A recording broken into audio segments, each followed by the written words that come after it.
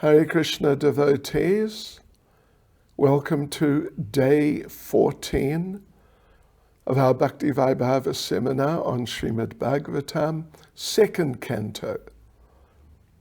And we are currently in the 5th chapter of the second canto of Srimad Bhagavatam, and we are in the section from verse 21 to verse 34, in which Lord Brahma describes the process of creation. And it's a bit complicated. Anyway, we'll try and keep it as simple as possible. We're starting with verse 25. First of all, our prayers. Nama Om Vishnupadaya Krishna Prestaya Bhutale Shrimati Bhakti Vedanta Swaminiti Namane Namaste Saraswati Devi Gauravani Pracharane Nera Vishesha Shunyavadi Paschachadeshatarane Sri Krishna Chaitanya Pramanityananda Sri Advaita Gadadha Shivas Adi Gaura Bhaktivinoda Hare Krishna, Krishna Krishna, Hare Hare Hare Rama, Rama Rama, Hare Hare.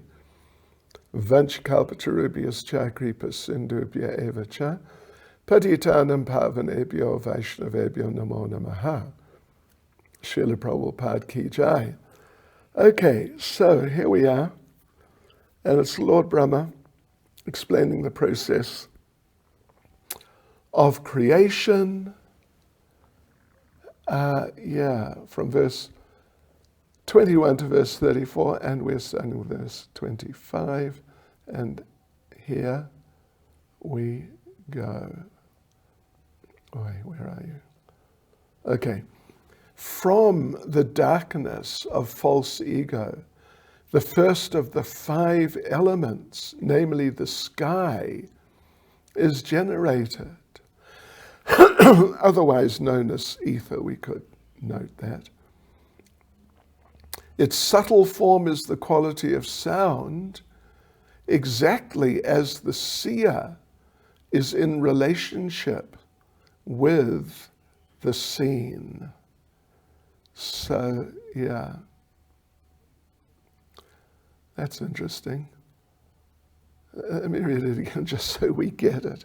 From the darkness of false ego, the first of the 5 elements means the most subtle, namely the sky, we also call the ether, is generated.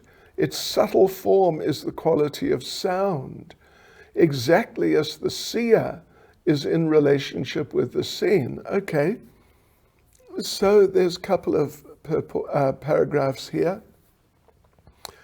So Prabhupada begins by saying that the 5 elements, 5 main elements, earth, water, fire, air, and ether, or sky as referred to here. They're just different qualities of the darkness of false ego. Anyway, just bear that in mind. That means, Prabhupada explains, false ego in the sum total form, in its complete form of Mahatattva, is generated from the marginal potency of the Lord. And you know what that is, don't you? That's us. So false ego, in its total form of Mahatattva, is generated from the marginal potency. And due to the false ego, false conception of self, which consists of lording it over the material creation, the ingredients are then generated for the purpose of that false enjoyment. Try and get the sequence here, it's important. So the jiva, that's us, is practically the dominating factor over the material elements. Yeah, as the enjoyer. Although, of course, in the background ultimately is the Supreme Lord, yes. So the fact is that other than the Lord, no one can be the enjoyer. But in our false ego sense, falsely, we want to enjoy. And that desire to falsely, to try to enjoy, but, in a situation where it's not possible, this is the origin of false ego. So then, when the deluded jivas desire this, when we desire this in our conditioned state, by the will of the Lord, these things happen. And we're allowed to run after all these elements and all these different, apparently enjoyable things. Okay, so now the second paragraph. Srila Prabhupada, well,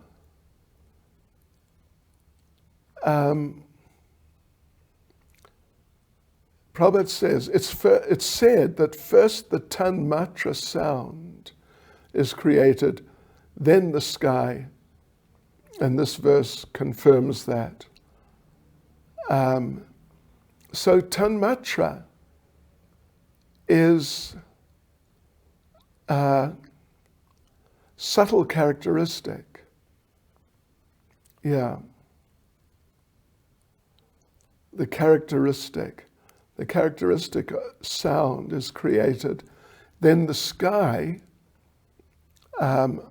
but then Prabhupada goes on, but sound is the subtle form of the sky. Yes. Because we just heard about the 5 main elements, earth, water, etc. So the second group of 5, the tanmatras, is the the relevant sensual, sense objects, you can say. Now, in the first paragraph, the 5 elements beginning earth, water, as Prabhupada, actually, my mistake. The way they're listed out in the first paragraph is from subtle to gross, from sky or ether to earth.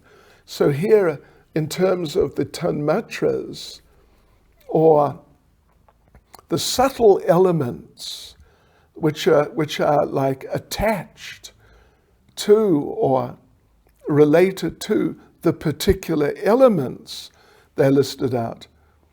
So sky or ether, what is the sense object of it is sound.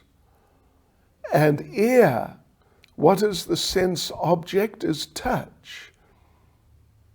And then fire, what is the sense object is form.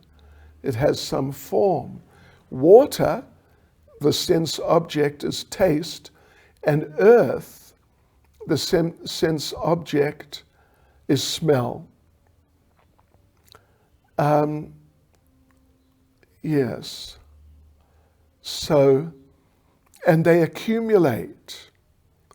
The ether or the sky only has sound, but the air has sound and touch, and the fire has sound, touch, and form, and the water has sound, touch, form, and taste. The air has taste. The water has taste. And earth has sound, touch, form, taste, and smell. Yeah. Although smell is the particular special characteristic of it. Anyway, I hope that's sort of clearish enough. So the first tanmatra, first object, is sound. Yeah. And sky then comes from sound. Yeah, that's the way it's put here. And Prabhupada says the distinction between the two is like that between the seer and the seen. Who is seeing? What is seeing? In this case, is the sky, and what does it see, or what does sky or ether experience? What is the experience which is integral to it is sound. And it's like that for all the others. When you've got earth, of course you've got sound, touch, form, and taste, but the special characteristic which earth has is smell, odor. So yeah, earth, odor, like seer, seen. The earth is the element, and the experience of it is smell. So, okay, then first of all there's sound, then there's sky. Prabhupada says the sound is representation of the actual object. If we say, yes, this is a book, so that's sound. And it's representing the actual object, which is a book. And the sound made by speaking it gives an idea of what is that thing. We say book, in our minds we see, a picture of a book appears, so to speak. So sound is the subtle characteristic of the object which the sound is describing. I hope that's clear enough. So Prabhupada goes on, similarly, sound, the sound representation of the Lord, like we say Krishna, that's the sound representation of the Lord. In terms of his characteristics, Krishna, the characteristic is all attractive. So the sound representation of the Lord, Prabhupada says, is the complete form of the Lord. And we know that. Krishna is present in his names. So you see the mechanics, how things are working. Okay. Right, so the Lord is absolute, and his name and form are the same. So Lord Chaitanya has told us that all the potencies of the Lord are in his names, so we can associate with him by sound. And pure devotees, very advanced devotees, even, they see the Lord within sound. And even Prabhupada said, when you reach a very high level of chanting the names of the Lord, you will feel the Lord dancing on your tongue. Yeah. So therefore, through sound, advanced devotees are not separate from the Lord for a moment. And even us, we're not advanced, but if we're just chanting, reading, hearing transcendental sound vibration in different ways, then we won't be separate from the Lord, except for times when we get into something else. So therefore, the purport is, or the final point, we should chant the Hare Krishna mantra always, and thus be delivered by him from what's the problem, which was talked about at first, was tamas, false ego, coming from tamagun, mode of ignorance. Verses 26 to 29. Because the sky is transformed, the air is generated with the quality of touch. So yeah, they follow, they're connected. We were talking about sky or ether, which is connected with sound. But the sky becomes transformed in this process of the manifestation of the creation, sky becomes transformed and then air manifests. And what's the particular sensory capacity which is connected with air is touch. It doesn't have, it has sound also. Air, if the wind is blowing strongly enough, then you can hear it whistling. So it also has sound, but particularly it has touch. But it doesn't have taste, it doesn't have smell.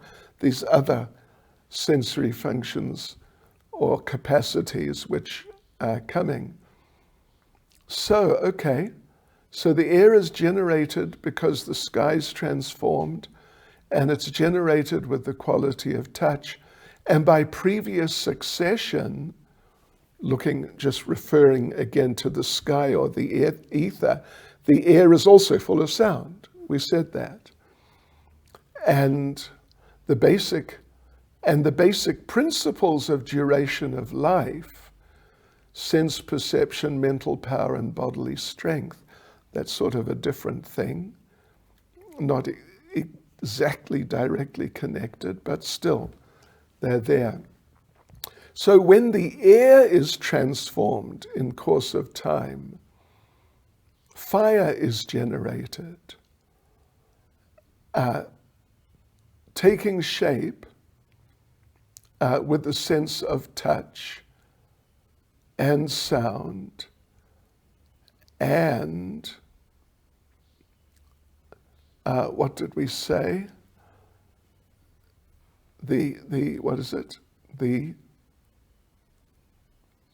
Anyway, let's just carry on.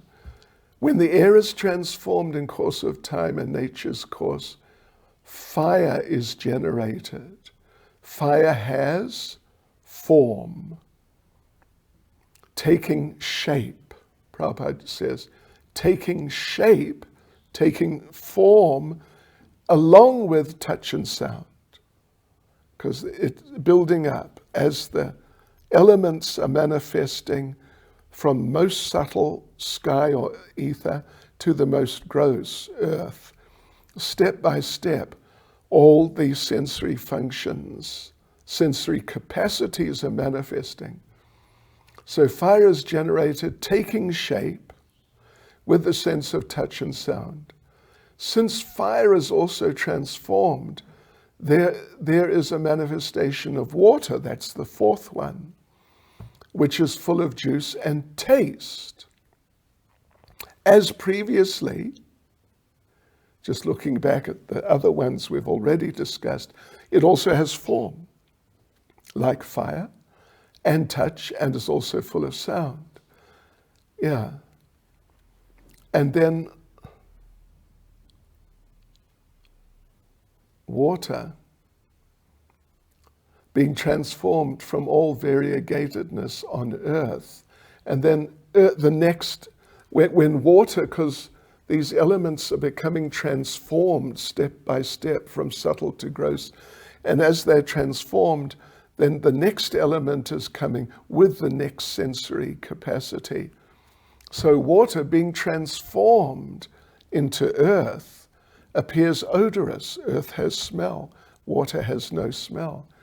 And as previously, is full of juice or taste, touch, sound, and form, respectively.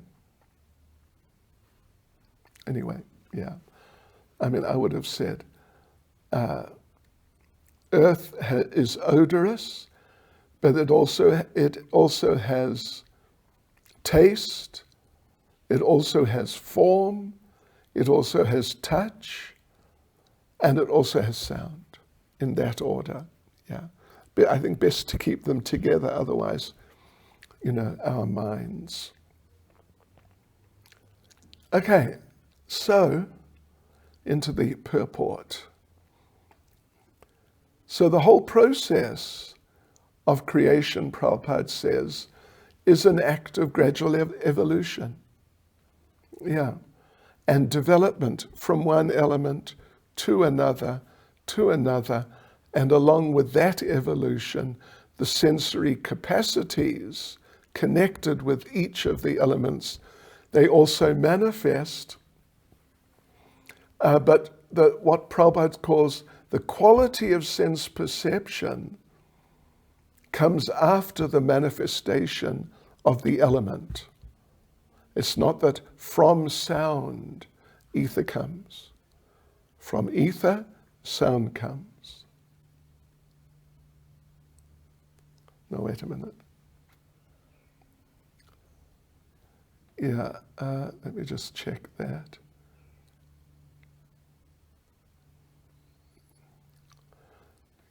Yeah, what did we say?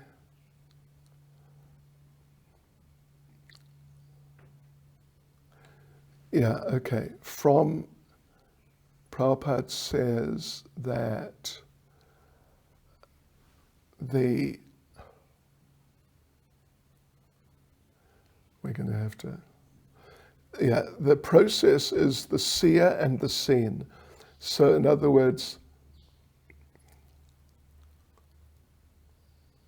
sky, sound.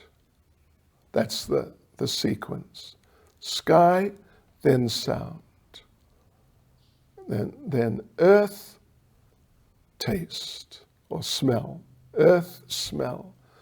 That's the order of the procedure in the course of the development. So the whole process of creation is a gradual evolution from one element to another, finally coming to the full variegatedness that we see on this planet. And the quality of sense perception is also evolutionary. Sound, touch, form, taste, odor. Yeah, in the sense of cause and effect.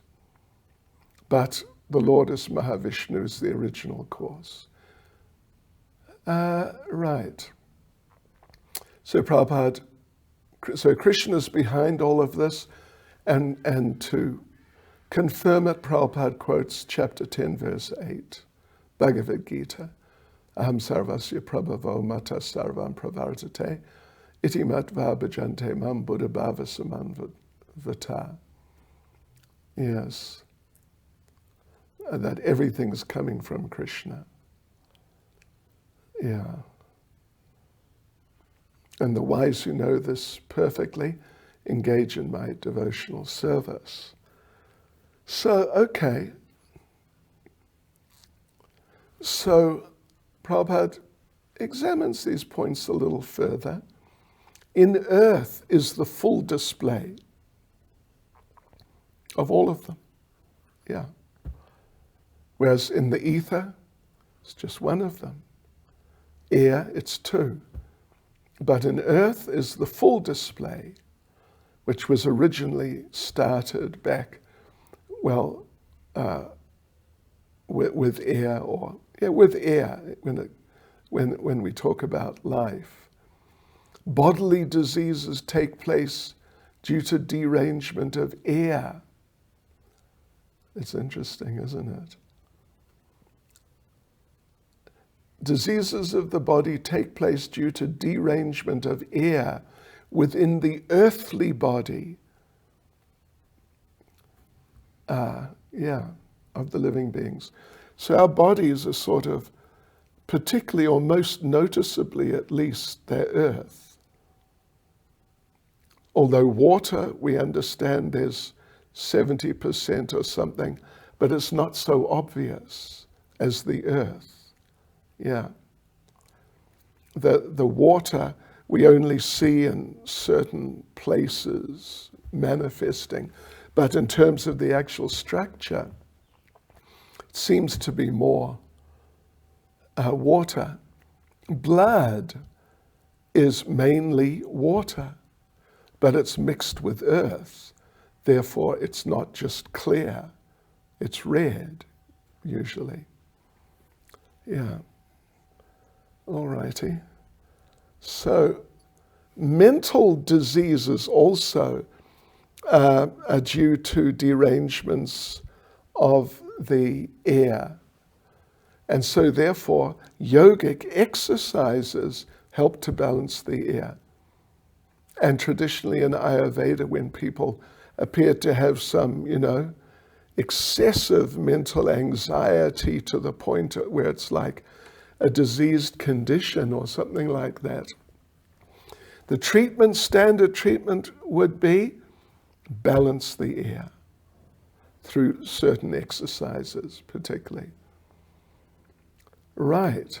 So if suitable exercises are done nicely, then life becomes longer and bodily diseases become almost nil. So in this way, one can control death. I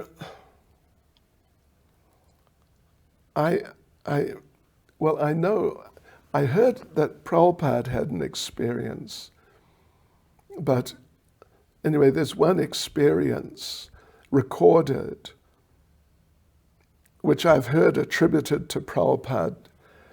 But anyway, let's just say there's an experience recorded that a grandfather took his grandchild to meet a yogi. And the grandfather told the grandchild that my grandfather took me to meet this same yogi when I was your age, and he looked exactly the same as he does now. So like this, Prabhupada says, it's possible to control death and therefore quit the body at whatever time you would like to. But of course, when it comes to the devotees can surpass even that, because they can just go back to Godhead. They don't have to, think about, shall I go to Satyaloka, Janaloka, or Indraloka? Verse 30, from the mode of goodness, the mind is generated. That's an interesting one. The mind, mode of goodness. Okay, anyway, that's what it says. From the mode of goodness, the mind is generated and becomes manifest, as also the 10 demigods controlling the bodily movements. Such demigods are known as the controller of the directions, the controller of air, the sun god, the father of Daksha, Prajapati, the Ashvini Kumars, the fire god, the king of heaven, who's Indra, the worshipable deity in heaven, the chief of the Adityas, and Brahmaji. They all come into existence. So there's 10. Let's just count them. 1, 2, 3, 4, 5, 6, 7, 8. So the king of heaven and the worshipable deity in heaven, they appear to be 2 and not 1. Otherwise we got 1, 2, 3, 4, 5, 6, 7, 8, 9, 10. Yeah, so the king of heaven and the worshipable deity in heaven are different. It could be Vamana, the worshipable deity in heaven. Anyway, it's the worshipable deity in heaven. So all these things come into existence when the mode of goodness generates the mind. Interesting. Okay, so let's have a look here. The mind. So anyway, Srila Prabhupada goes into he doesn't really go so much into what's the mind got to do with the mode of goodness. I can understand people thinking it could be connected with the mode of passion more, or ignorance, but that's what the Bhagavatam says. So, Vaikarika, which is in the verse itself, is translated as the mode of goodness. So from the mode of goodness, Vaikarika, or the mode of goodness, is the neutral stage of creation. And Tejas of course means like Shakti, power. Tejas is the initiative of creation, while Tamas is the full display of creation under darkness. Yeah. So Prabhupada, I hope you get that point. Vaikarika, goodness, is the neutral stage of creation. Tejas, Shakti, or passion, is the initiative of creation, while Tamas, ignorance of course, is the full display of creation under the spell of the darkness of ignorance. And oftentimes, or sometimes when we talk about this world and how it's working, how it's working, then we see that in one sense, at least in one sense, the mode of ignorance is the main mode. Because ignorance means we forget who we are, what we are, we forget Krishna, and just, we don't know anything. So in that state, then we try to enjoy, lord it over, or maybe come to the mode of goodness and be very peaceful and pleasant like that. But it's all under ignorance. Yeah. Yes. So Prabhupada says manufacturing of necessities in Kali Yuga is the necessities of life in inverted commas. In Kali Yuga is the summit of tamas, because there is no necessity. I remember when I was young, there was no television, there was no cell phones.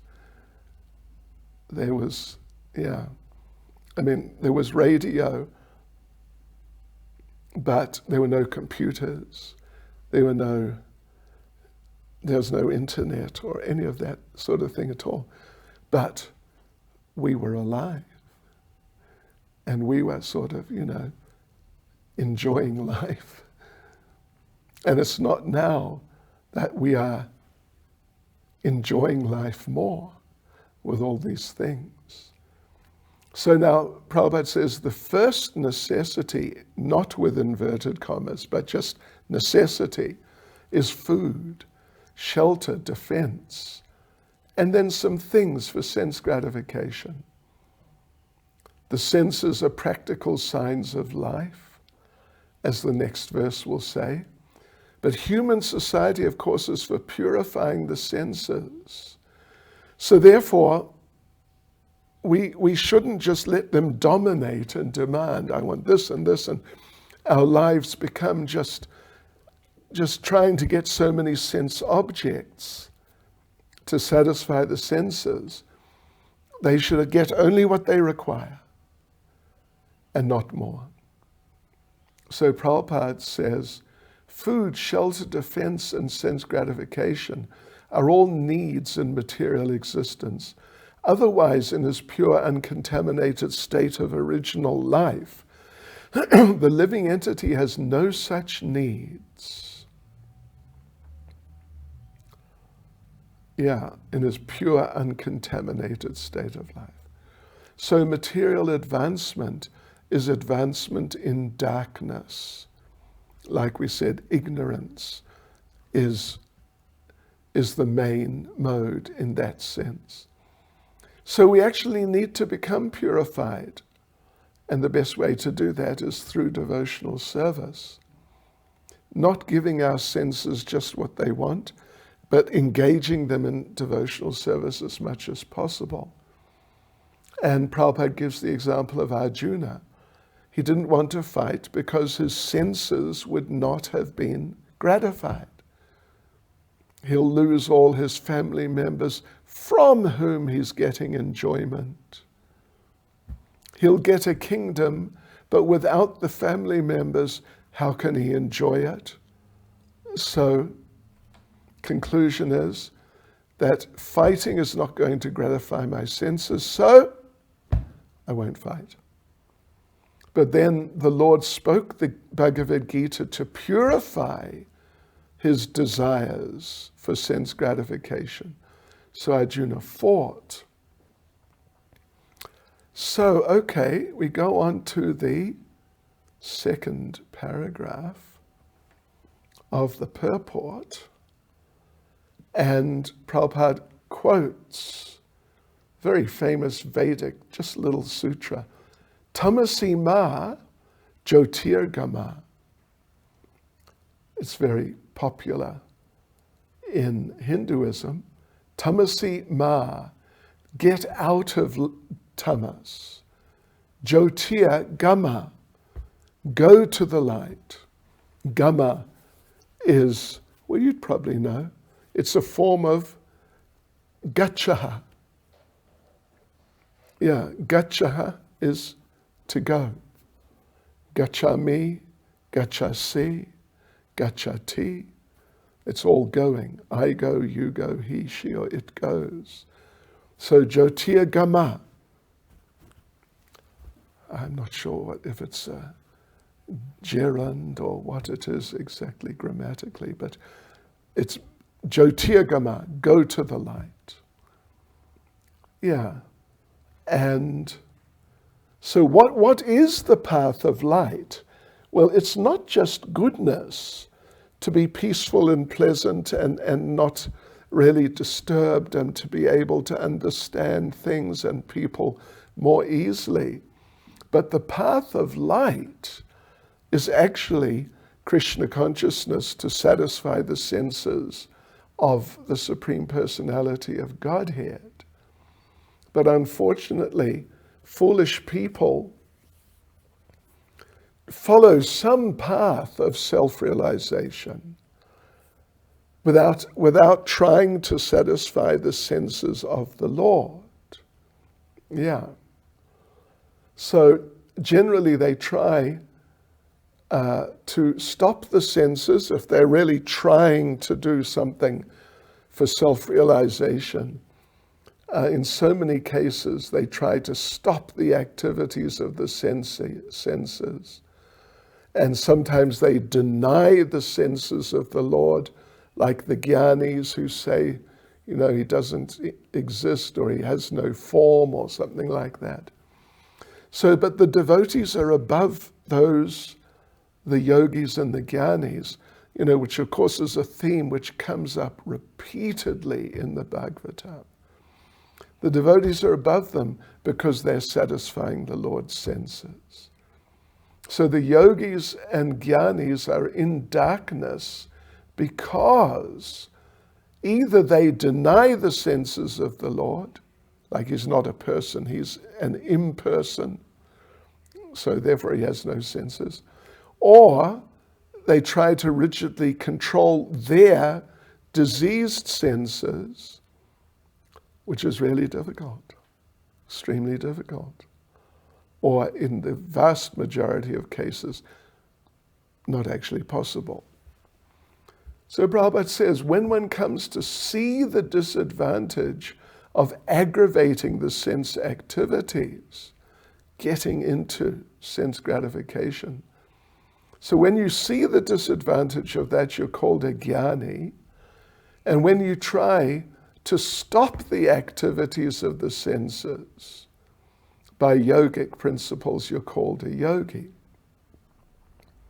But when one is fully aware of the transcendental senses of the Lord and tries to satisfy his senses, one is called a devotee.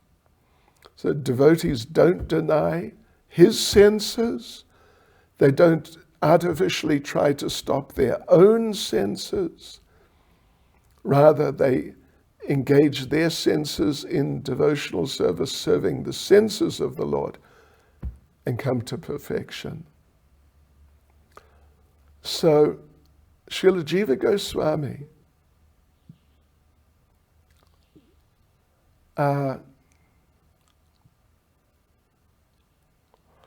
anyway, sort of by the way, Jiva Goswami, he translates the verse.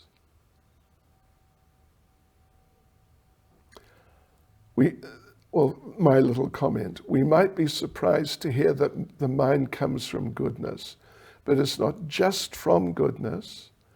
Jiva Goswami and Vishwanath Chakravarti Thakur give the following translation of this verse.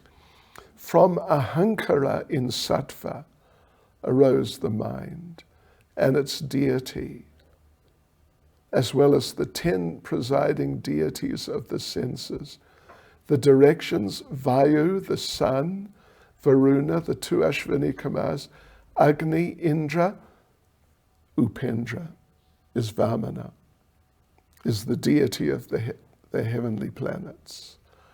Yeah. Mitra and Daksha. Okay, from ahankara, false ego, in the mode of goodness, the mind arose. Anyway, okay, that's what they say. 31. By further transformation of the mode of passion, the sense organs, like the ear, skin, nose, eyes, tongue, mouth, hands, genitals, legs, and the outlet for evacuating, together with intelligence and living energy, are all generated.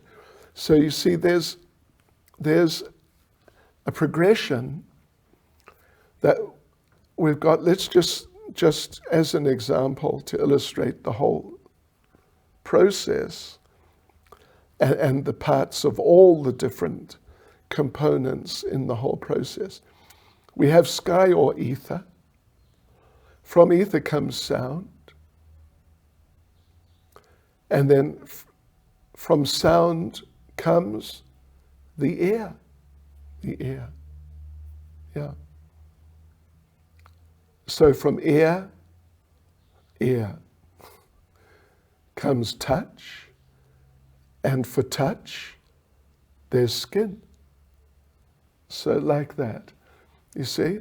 And if it's 5, 5, and 5. Yeah, 3 times 5. The element, its sensory capacity, and the organ for, like facilitating the capacity. And then 6, the ear, skin, nose, eyes, and tongue. Then the mouth, the hands, the genitals, the legs, and the outlet for evacuating. Together with intelligence and the living energy, they're all generated.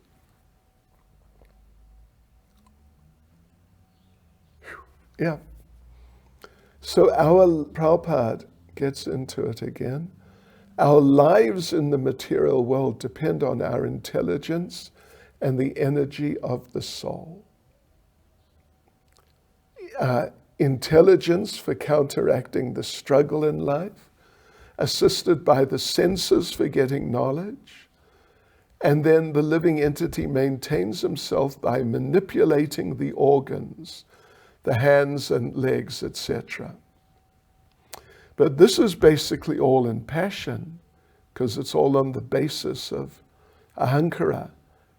And now we're really trying to manipulate the world and get into the world.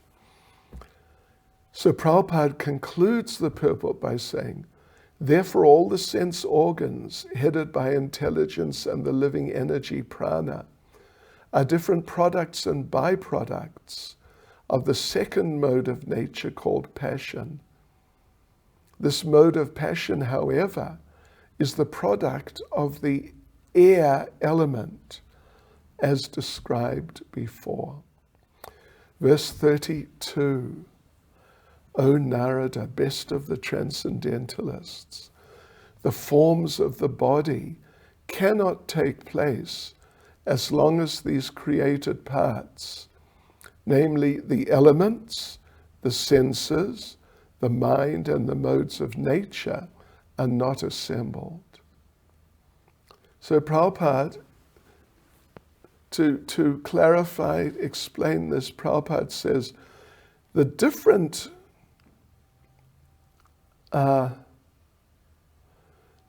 types of bodily construction are like different types of cars, which are assembled from the different parts. Yeah, you've got some cheap car and you've got some very expensive car. One of the main differences is what they put together with. The expensive car has more expensive materials and so on.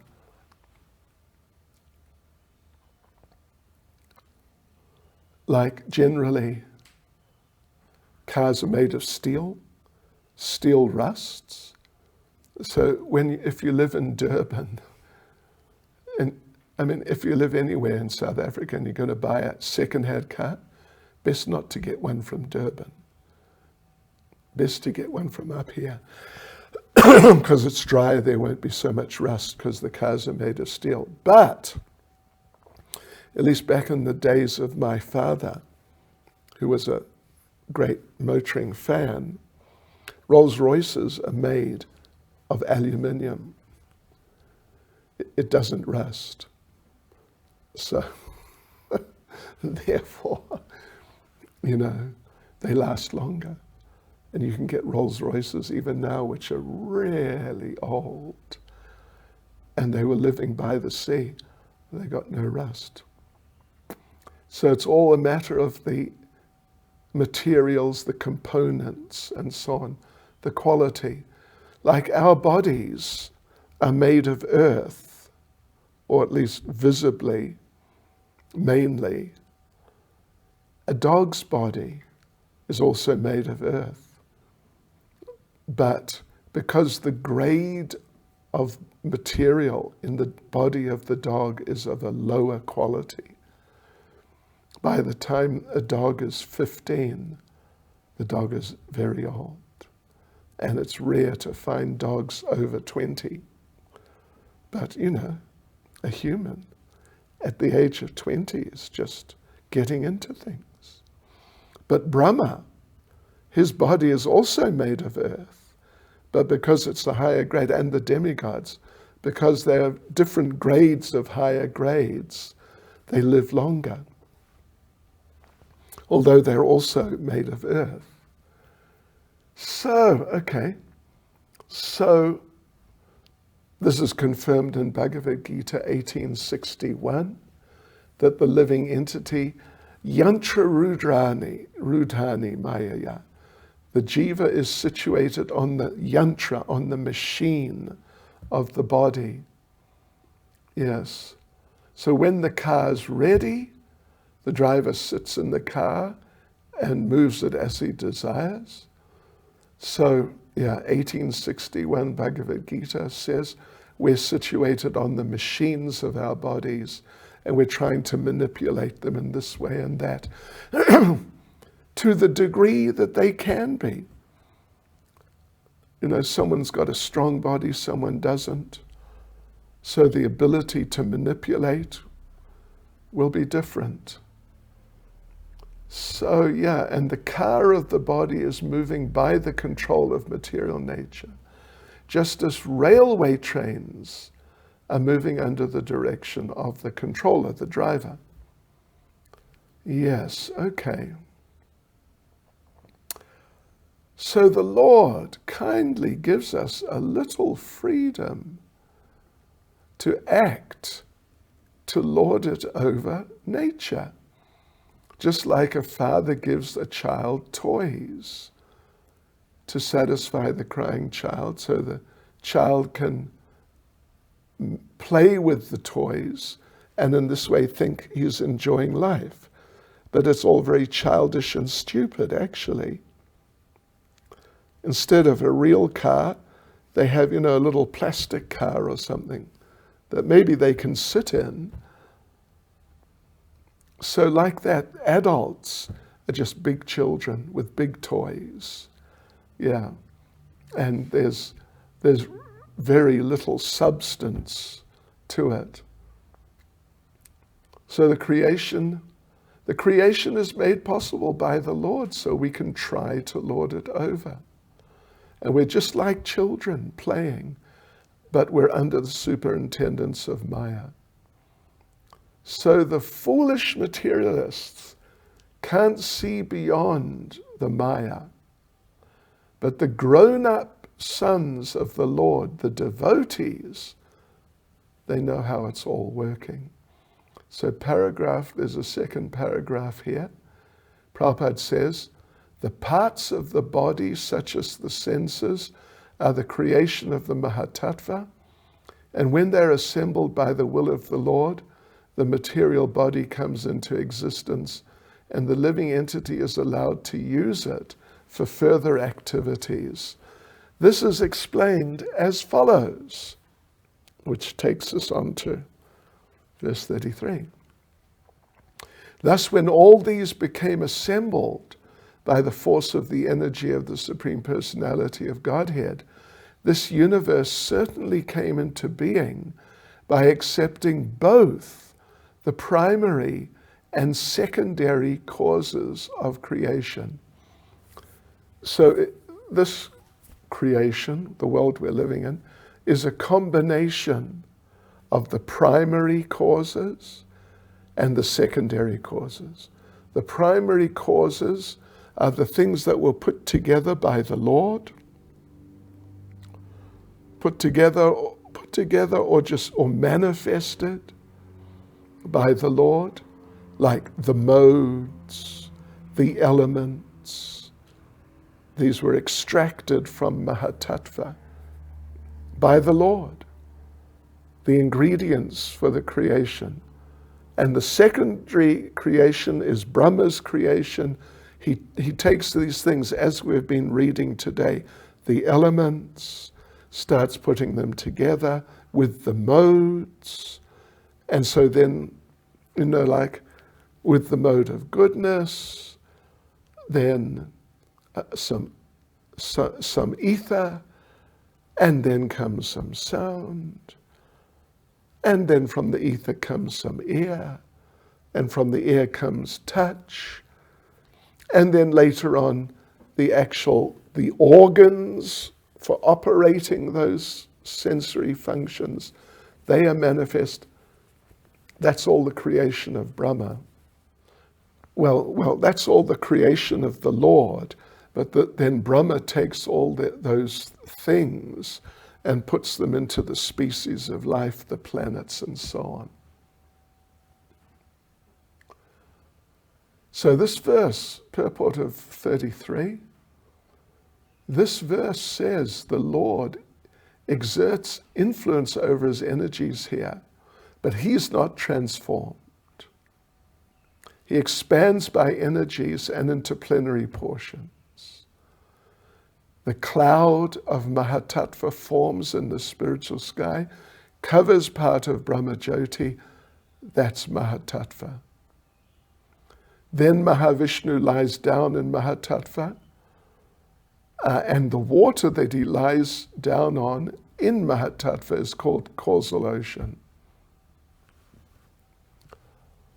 Yeah, that's what it says. That's what Prabhupada says. And while he's lying there in a state of mystic slumber, then the universes are generated along with his breathing, and they're scattered all over the causal ocean. Yes. Then he expands as Garbhodakshai Vishnu, enters each universe. Then Brahma is born from the lotus. Then Brahma starts taking all the things, putting them together, and all the forms of life, etc. And he creates the sun, the moon, the demigods, and so on.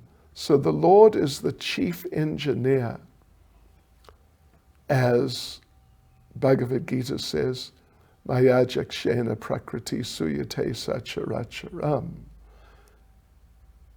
Chapter 9, verse 10. So Lord's chief engineer, right, Maya jakshena prakriti. The material nature is working under my direction, producing all sorts of living beings.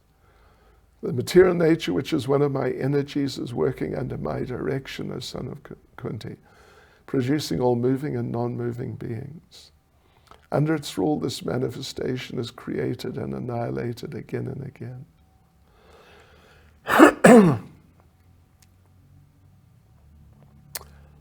Okay.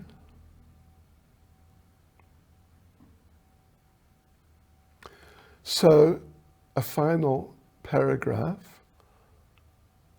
Prabhupada says, there are two modes of material creation. The creation of the collective universes, as stated above. All of this is the creation done by Mahavishnu. And then the creation of the single universe or universes done by the Brahmas. But ultimately both are done by the Lord. And thus the universal shape, as we can see, takes place. Okay, so let's do one more, verse 34. And it'll finish this section. Right, so that's good. Thus, all the universes remained thousands of eons within the water, the causal ocean of Mahavishnu. And the Lord of all living beings entering into each of them caused them to be fully animated. So, the Lord here, I mean, it's an interesting point. The Lord is addressed as Jiva. The Lord means the Lord of the Jivas. Yeah, because he's the leader of all the other living entities. And anything which is a living entity, you can say it's a Jiva. So, in the Vedas, Shvedashvatara Upanishad particularly, he's described as Nitya, Nityo Nityanam. Nitya, there's one eternal, Nityanam, and then there are many eternals. Chaitanas, there's one embodied or one being, Chaitananam, and then there's another category which is many. So there's one eternal living being, one category which is just one eternal living being, and another category which is many. And Eko Bahunam Yovadadati Kaman, the one, Eko, has been fulfilling the desires of the many, Bahunam, since time immemorial. So therefore Krishna is like a father, you can say. And we're like the children, the sons. We're equal qualitatively with our fathers. He's a human, we're humans. We have intelligence, he has intelligence, and so on. But the father is always superior. He begets the sons. The sons don't beget the father. Prabhupada says, so, as described above, the Lord is Garbhadakshay Vishnu, or the Hiranyagarbha Supersoul, enters into each and every universe and causes it to be animated by begetting the living entities within the womb of the material nature, as confirmed in Bhagavad Gita, chapter 14, verse 3, and which says, 14:3, The total material substance called Brahman is the source of birth, and it is that Brahman that I impregnate, making possible the births of all living beings, O son of Bharat. So then Prabhupada talks a bit about the process of annihilation. The living entities go back into Mahavishnu, and then creation again. They are impregnated by the glance into the womb of material nature, which appears in this way to be the mother, and the Lord is the father. Yes. So Prabhupada concludes the purport by saying, when, however, the animation takes place, the living entities revive their own natural activities under the spell of time and energy, and thus the varieties of living beings are manifested. The Lord, therefore, is ultimately the cause of all animation in the material world.